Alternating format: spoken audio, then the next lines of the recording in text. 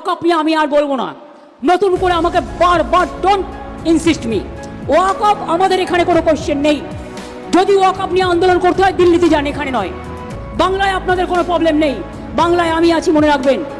আমি হিন্দুর প্রপার্টিতেও নয়, মুসলিম প্রপার্টিতেও নয়, শিখ প্রপার্টিতেও নয়, খ্রিস্টান প্রপার্টিতেও নয়। আমি কখনো কারোর জমি অধিকার করি না। আর কোর্টে অলরেডি স্টে আছে, এটা সাবজুডিস কেস, আপনারা জানেন, আমরাও কোর্টে পার্টি হয়েছি। এইটা নিয়ে আর গুলোগুলি করবেন না, গুলোগুলি করবেন না।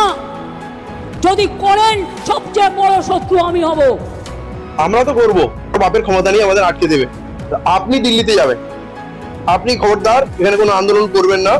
কারণ আপনি যদি এক কথার মানুষ হন, যেটা বলছেন সেটা করে দেখাবেন। আমরা কিন্তু বাংলায় আন্দোলন করব, আমাদের কেউ রুখতে পারবে না। কারণ এইটা ভাববেন না 3 বারের মুখ্যমন্ত্রী হয়ে গেছেন তো এটা আপনার পৈতৃক সম্পত্তি হয়ে গেছে। বাংলাটা আপনার পৈতৃক সম্পত্তি না। আমরা বাংলার মানুষ বহুবার শূন্য করেছি, আবার আপনাকে শূন্য করে দেবো। আপনি এখন মালিকের মতো কথা বলছেন আর আমাদের যেন গোলাম ভাবছেন। তো পশ্চিমবাংলার মানুষ এসব সহ্য করবে না। আপনি দিল্লি যান, আপনি যেখানে ইচ্ছা চলে যান, কিন্তু আপনার এইসব যে অগণতান্ত্রিক কথাবার্তা, মানে জোর জবস্তির কথাবার্তা, গুন্ডাগার্দির কথাবার্তা, এটা আমরা শুনবো না। আমরা আন্দোলন করব, দেখবো আপনি কি ভিডিও বক্তব্য দেখলাম। মানে কল্পনা করা যায় না একটা মুখ্যমন্ত্রী এরকম কথা বলছেন। উনি বলছেন আমাকে এই ওয়াকআপ নিয়ে আর কেউ কিছু বলবে না, আমি এইটা নিয়ে কোনো কথা বলবো না, আমাকে বিরক্ত করা একদম যাবে না। আর এইটাই সাফ বলে দিচ্ছি, এইটা নিয়ে যদি কেউ গুলায়, বারবার এটাকে গুলায়, তাহলে কিন্তু আমার থেকে বড় শত্রু আর তার কেউ হবে না। মানে এরকমই একটা কথা। তো বিষয় হলো মমতা বন্দ্যোপাধ্যায় যা কিছু বললেন আর যা কিছু করলেন, এতে বোঝা যাচ্ছে উনি এই বিলের বা এই আইন, ওয়াকফ সংশোধনী আইন 2025 যেটা নরেন্দ্র মোদী এনেছেন, তার পক্ষে উনি আছেন। 1 নম্বর, অনেকগুলো রাজ্যের মুখ্যমন্ত্রী তাদের বিধানসভায় এই বিলের বিরুদ্ধে প্রস্তাব পাস করেছে, রেজুলেশন করেছে। একটা সিদ্ধান্ত বোঝা যায় তো, হ্যাঁ এই সিদ্ধান্ত হলো হাউসে যে আমরা এর বিরোধী। অনেক মুখ্যমন্ত্রী সুপ্রিম কোর্টে গেছে এটাকে বাতিল করতে হবে এই দাবি নিয়ে। আমাদের মুখ্যমন্ত্রী সেটাও করেননি। আমাদের মুখ্যমন্ত্রী কোনো কথা বলেননি এবং এখন বলেছেন এই নিয়ে আমি কোনো কথা বলবো না। যে পক্ষে আছে সে কথা কি করে বলবে? এবং তিনি বলছেন যে এইখানে কাউকে বলতেও দেবো না, এবং যদি কারোর দরকার হয় সে দিল্লি চলে যাক। তাহলে এটাই দাঁড়ালো যে মুখ্যমন্ত্রী এই বিলের, এই আইনের পক্ষে, এবং মুসলমানদের ওয়াকফ সম্পত্তি এটা ধ্বংস হয়ে যাক, দখল হোক, লুট হোক, ওনার এতে কিছু যায় আসে না। এবং বলছে আমাকে বিরক্ত করবে না, আমি এই নিয়ে কোনো কথা বলবো না এবং কাউকে বলতেও দেবো না। বলছি কেউ যদি এইটা নিয়ে বেশি বাড়াবাড়ি করে তার সব থেকে বড় শত্রু হব আমি। তা আপনারা বুঝে যান, আর তো কি রাগ ঢাক থাকলো না।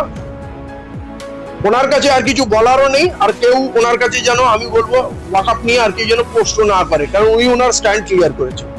এর থেকে কি পরিষ্কার হয় যে বিকেলে যে 26 এপ্রিল বিকেল সভা বাতিল হয়ে যে ওয়াকফ নিয়ে, সেটা কি মুখ্যমন্ত্রী নির্দেশই বা কলকাঠি মুখ্যমন্ত্রী নিয়েছিলেন? দেখুন, এইটা তো আমরা কল্পনা করতে পারি, ভাবতে পারি, কিন্তু উনি নিজে যেটা ইনডোর স্টেডিয়ামে ঘোষণা করেছিলেন, এখানে ওয়াকফ আইন ওর বিরুদ্ধে কোনো আন্দোলন করা যাবে না, যার দরকার হবে দিল্লি চলে যাবে। তাহলে উনি যে সম্পূর্ণ এই আন্দোলনের বিপক্ষে, এইটার উপরে তো আর কোনো প্রশ্ন চিহ্ন থাকলো না। এবং আর্মি যে বাতিল করে দিল, আর্মি যে বাতিল করলো, তাহলে নরেন্দ্র মোদী অমিত শাহর সঙ্গে মুখ্যমন্ত্রীর গোপন আলোচনা হয়, কাউকে বাতিল করে না। বামফ্রন্ট থেকে আরম্ভ করে সবাই, আরএসএস, মোহন ভাগবত, বিজেপি, সবাই ব্রিগেড করতে পারে, এইখানে হঠাৎ বারণ করলো। আমরা ভাবতেই পারি যে মুখ্যমন্ত্রী হয়তো অমিত শাহকে বলে ওইটা বাতিল করিয়ে দিয়েছে। হাইকোর্টে আমরা গেলাম, হাইকোর্টেও দেখলাম প্রথমে একদিন শুনলো না, তারপরে বললো যে না এখন না, হ্যাঁ ওই আর্মি নাকি এটা বাতিল করতে পারে না, না বলতে পারে না, সবাইকে দিচ্ছে, আপনাদের দেবে না কেন, এটা অবৈধ বলে সেই অবৈধ প্রস্তাবটাই হাইকোর্ট গ্রহণ করে নিল। বলে 1 সপ্তাহ পরে অন্য কোথাও করুন, নাহলে আসবেন, পিটিশন করবেন। বকলমে সকলেরই একমত, মুখ্যমন্ত্রী যা ইচ্ছা, আর্মিরও তাই ইচ্ছা, আদালতের তাই ইচ্ছা, যে ব্রিগেডটা যেন না হয়। ঠিক আছে, এতে প্রচুর মানুষের মনে কষ্ট হলো, আবেগে আঘাত লাগলো, আন্দোলন মার খেলো, এবং লক্ষ লক্ষ টাকা নষ্ট হলো। সবাই যে ম্যাটাডোর, লরি, বাস বুক করেছিল, সেই টাকাগুলো তো আর সবাই ফেরত পায়নি, তাদের সেখানে একটা বিশাল আর্থিক ক্ষতিও হলো। আমরা দেখেছি যে বর্তমানে অধিকাংশ তৃণমূল নেতার নামে অকাপ দুর্নীতি উঠে এসেছে। তাহলে এই যে বাংলায় অকাপ আন্দোলন করা যাবে না, করতে দেবে না মুখ্যমন্ত্রী, তার পিছনে কি এই তৃণমূল নেতাদেরকে বাঁচানো? এগুলো তৃণমূল নেতা আছে না, তৃণমূল নেতাদের খালি বাঁচানো না, নিজেকেও বাঁচানো। কেঁচে ঘুরতে সাপ বেরোবে। এখন এই তৃণমূল নেতারা যে বিশাল বিশাল শত শত কোটি টাকার সম্পত্তি দখল করে আছে জবরদখল, এক নম্বর তাদের বিরুদ্ধে যদি আইনত ব্যবস্থা নেওয়া হয় তাহলে পার্টির মধ্যে একটা বিদ্রোহ হবে যে দিদি আমরা যা করেছি আপনাকে বলে করেছি, আপনাকে এর ভাগ দিয়েছি। কারণ এই বিশাল বিশাল বাড়ি তৈরি হয়ে যাচ্ছে, সেখানে শহরে নগরোন্নয়ন মন্ত্রী মেয়র তিনি জানতে পারছেন না, মুখ্যমন্ত্রী জানতে পারছেন না, এটা তো হয় না। তাহলে কোথাও একটা সমস্যা আছে। তাহলে এই দলটাই হয়তো ভেঙে যাবে যদি এই ওয়াকআপ নিয়ে খোঁড়াখুড়ি হয়। তাই এইদিকে মুখ্যমন্ত্রী এগোতে চাচ্ছে না, এই বিষয়ে কথা বলতে যাচ্ছে না, কারণ ওনার দলের রাগু বল্লা বেশি। আমরা তো করব, কারো বাপের ক্ষমতা নেই আমাদের আটকে দেবে। কেন্দ্রে, এটা বাংলায় করা যাবে। তৃণমূল কংগ্রেস কি পরবর্তীতে বাংলাতে কোনো আন্দোলন করবে না কেন্দ্রে? দেখেন, মমতা বন্দ্যোপাধ্যায়কে বলবো, আপনি যখন বুঝেছেন কেন্দ্রের বিরুদ্ধে আন্দোলন করতে গেলে দিল্লিতে যাওয়া উচিত, আপনি দিল্লিতে যাবেন। আপনি খবরদার এখানে কোনো আন্দোলন করবেন না, কারণ আপনি যদি এক কথার মানুষ হন, যেটা বলছেন সেটা করে দেখাবেন। আমরা কিন্তু বাংলায় আন্দোলন করব, আমাদের কেউ রুখতে পারবে না। কারণ এইটা ভাববেন না 3 বারের মুখ্যমন্ত্রী হয়ে গেছেন তো এটা আপনার পৈতৃক সম্পত্তি হয়ে গেছে। বাংলাটা আপনার পৈতৃক সম্পত্তি না। আমরা বাংলার মানুষ বহুবার শূন্য করেছি, আবার আপনাকে শূন্য করে দেবো। আপনি এখন মালিকের মতো কথা বলছেন আর আমাদের যেন গোলাম ভাবছেন। তো পশ্চিমবাংলার মানুষ এসব সহ্য করবে না। আপনি দিল্লি যান, আপনি যেখানে ইচ্ছা চলে যান, কিন্তু আপনার এইসব যে অগণতান্ত্রিক কথাবার্তা, মানে জোর জবস্তির কথাবার্তা, গুন্ডাগার্দির কথাবার্তা, এইটা আমরা শুনবো না। আমরা আন্দোলন করব, দেখবো আপনি কিভাবে রোকেন। আপনার কত পুলিশ আছে, কত গুলি আছে, বন্দুক আছে, আপনি এই করবেন তো, শক্তি দেখাবেন তো, আপনি দেখান, দেখুন আমরা আন্দোলন করি কিনা।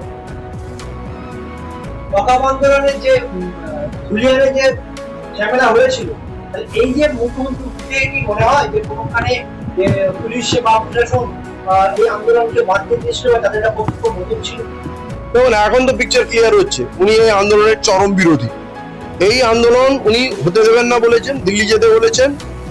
এবং আজকে যেটা বললেন, কেউ যদি গুলোগুলি করে তাহলে আমার থেকে খারাপ কেউ হবে না, আমি সব থেকে বড় শত্রু হবো তাদের। তাহলে যখন উনি এতটাই কট্টর এই আন্দোলন হতে দেবেন না, তাহলে ওনার তৃণমূলের 4-5টা ছেলেকে ঢুকিয়ে বা 10টা ছেলেকে ঢুকিয়ে মিছিলের মধ্যে গন্ডগোল পাঠিয়ে দেওয়া, ইট পাটকেল ছোড়া, মারপিট করা, এগুলো করাতেই পারেন। সেই বাহানায় পুলিশের সঙ্গে ক্লাশ হলো, মারপিট হলো, আলটিমেটলি আন্দোলন থেমে গেল। আপনি এদিকে কিছু তৃণমূলের ছেলেকে নামালেন, ওইদিকে বিজেপি কিছু RSS এর ছেলেকে নামালো। কারণ এই আন্দোলনে যারা কষ্ট পাওয়ার কথা সে হচ্ছে নরেন্দ্র মোদী। আপনি এত কোনো কষ্ট পাচ্ছেন কেন, দুঃখ পাচ্ছেন, আমরা বুঝতে পারছি না। মানে আপনি এই আইনের পক্ষে আছেন, মুসলমানদের মসজিদ মাদ্রাসা সব লুট হয়ে যাক, ওয়াকফ সম্পত্তি লুট হয়ে যাক, লুট তো করেই রেখেছে, তার উপরে সিলমোহর লাগাচ্ছেন। তাহলে এই মুর্শিদাবাদের ধুলিয়ানের যে গন্ডগোল হয়েছে, কোথাও না কোথাও মনে হচ্ছে আপনি এর পিছনে আছেন। তা না হলে আজ 25 দিন পর কি করতে গেছেন? আপনার রাজ্যে এই পরিমাণ অত্যাচার চলছে, আপনি 25 দিন পর কেন গেলেন? এর আগে রাজ্যপাল চলে গেল, একশো এক বিজেপি নেতা চলে গেল, কি আগুন লাগালো, সবকিছু করলো, আপনি 25 দিন পরে গেছেন। এখন আপনি মানুষের বাড়িতে যাননি, আপনি আপনার অফিসে বলছেন যারা ভিকটিম তারা এসে তাদের কথা বলুক। আপনার অফিসে কারা আসতে পারবে? তৃণমূল যাদের পারমিশন দেবে, কারণ সাহস আছে আপনার সামনে এসে কথা বলা। তাহলে আপনি একটা ছলনা করলেন, মানুষের দুঃখ দেখতে আপনি যাননি কিন্তু।